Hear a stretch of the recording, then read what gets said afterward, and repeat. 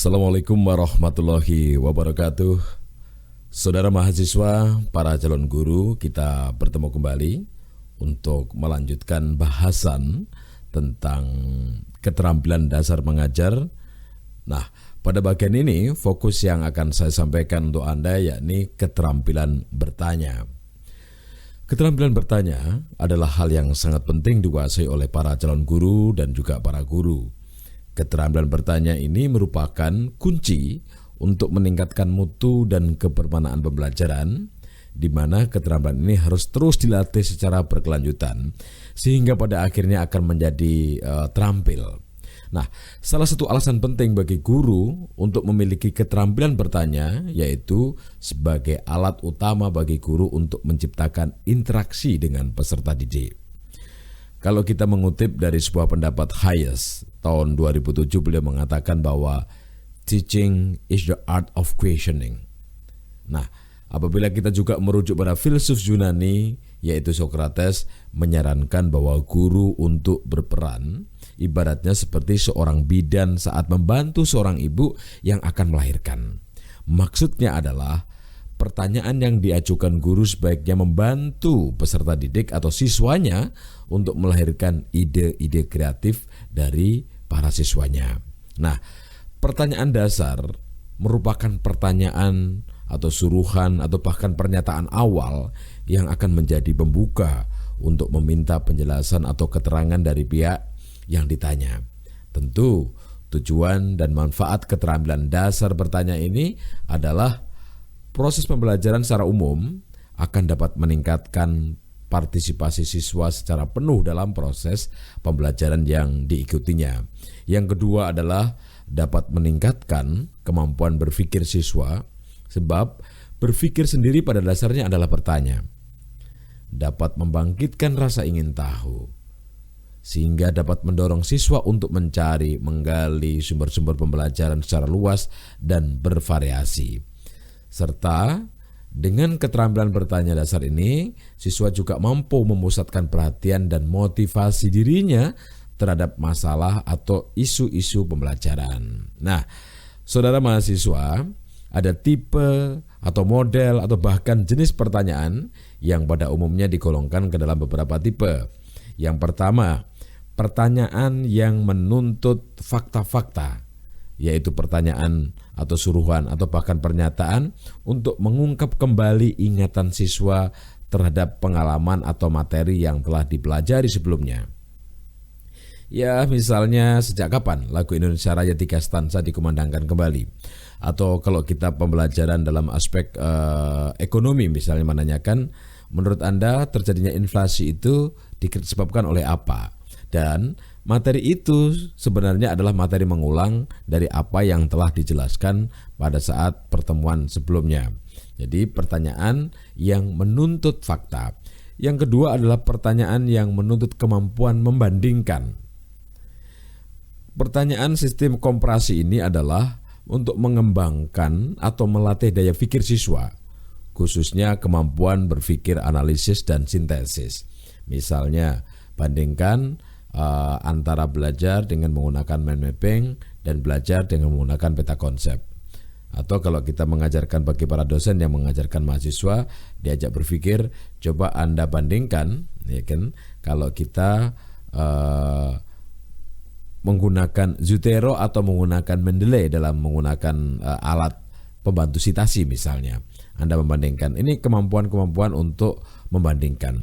Yang berikutnya adalah pertanyaan yang menuntut kemampuan analisis, yaitu pertanyaan yang mampu digunakan untuk mengembangkan dan melatih kemampuan atau daya nalar secara terurai atau menganalisis, misalnya apa yang menyebabkan terjadinya bencana tsunami. Kalau akhir-akhir ini di kita ya, di Kalimantan Timur ini diselimuti oleh kabut, dan berita di WhatsApp, di medsos ada seruan untuk memasang ember dan garam. Nah, pertanyaannya adalah kira-kira apa korelasinya antara hujan dan garam dan ember tadi. Kendatipun berita tadi adalah hoak, sehingga ketika siswa tidak bisa menjelaskan tentang kaitannya, maka dia mampu untuk berpikir bahwa itu adalah berita yang tidak benar. Berikutnya lagi adalah pertanyaan yang menuntut kemampuan memperkirakan atau judgment, yaitu pertanyaan yang digunakan untuk melatih kemampuan meramalkan atau membuat perkiraan-perkiraan. Misalnya sambil menunjuk sesuatu benda, Anda bisa menanyakan kira-kira berapa harga barang ini menurut Anda. Nah, para mahasiswa, para calon guru, ini menjadi catatan-catatan penting buat kita untuk menelaah, mempelajari bagaimana cara kita untuk memiliki keterampilan bertanya. Kembali kita merujuk dari sebuah teori yang ditulis oleh Fisher dan Frey pada tahun 2010, mengungkapkan terdapat beragam tipe pertanyaan sesuai dengan tujuannya. Yang pertama adalah elictation question. Tujuan pertanyaan ini adalah untuk menggali kesalahpahaman dan memeriksa pengetahuan faktual. Contoh kata tanya yang dapat digunakan ya seperti biasa: who, what, when, where, why, how. Nah, ini adalah pertanyaan-pertanyaan kaitannya untuk membuktikan gitu ya, menggali kesalahpahaman. Yang kedua adalah pertanyaan dalam aspek divergent question. Divergent question ini adalah untuk menemukan bagaimana peserta didik atau siswa kita menggunakan pengetahuan yang sudah ada dan untuk merumuskan pemahaman baru. Contohnya pertanyaannya adalah, mengapa air terlihat biru jika ada dalam danau tapi tampak jelas bening dalam gelas?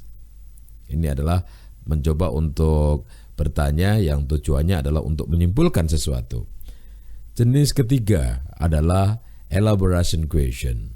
Tujuannya untuk memperdalam dan memperluas kompleksitas tanggapan. Contohnya apa? Contohnya misalnya, bisakah Anda ceritakan lebih lanjut tentang bla bla bla.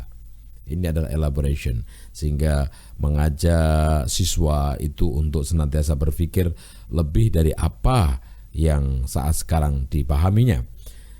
Pertanyaan jenis yang lain adalah clarification question. Tujuannya untuk mendapatkan informasi lebih lanjut. Contoh, bisa Anda tunjukkan di mana Anda menemukan informasi itu, mengapa Anda memilih jawaban ini. Nah, ini pertanyaan-pertanyaan yang biasanya kita ujikan ketika para mahasiswa ujian skripsi. Kita menggunakan clarification question karena tujuannya adalah membuktikan kembali apa yang telah ditulisnya. Ada jenis pertanyaan yang menarik adalah heuristic question.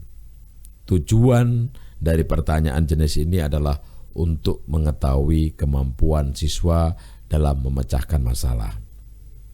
Contoh pertanyaannya adalah, bagaimana Anda mengatur masalah kata ini? Nah, atau jika saya sedang mencari informasi sekitar musim kemarau, sekitar kebakaran hutan dalam buku ini, di mana saya dapat melihatnya? Nah, ini contoh-contoh yang disebut dengan heuristic question. Dan jenis pertanyaan lain adalah inventive question. Tujuannya adalah untuk merangsang pikiran imajinatif.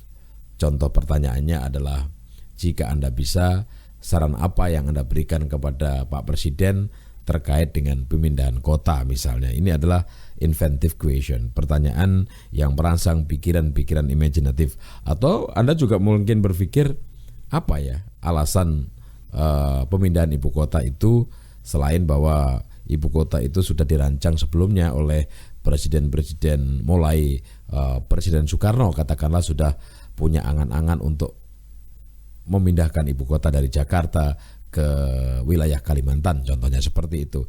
Ini yang disebut dengan inventive question. Baik, saudara mahasiswa, menarik sekali berbincang soal keterampilan bertanya. Jangan lupa simak lanjutan bahasan ini pada seri video berikutnya. Tetaplah bersama kami dalam Keterampilan Dasar Mengajar.